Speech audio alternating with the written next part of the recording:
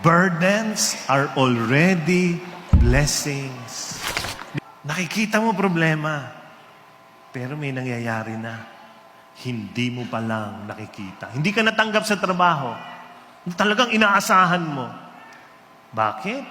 Hindi mo pa lang nakikita na merong isang trabahong naghihintay sa iyo na mas maganda ang sweldo, maganda ang benefits, at magaganda pa ang mga tao.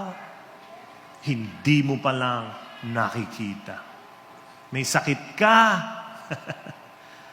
Hindi mo pa lang nakikita. Kasi inaayos ni Lord yung diet mo. O, tingnan niyo yung katabi niyo. Baka inaayos ni Lord ang diet niyan. Baka hanggang ngayon, seafood diet ang kinakain niya. Alam niyo, seafood, everything I see is food. Yan ang seafood diet.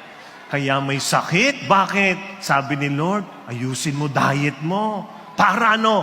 Mabuhay ka ng matagal.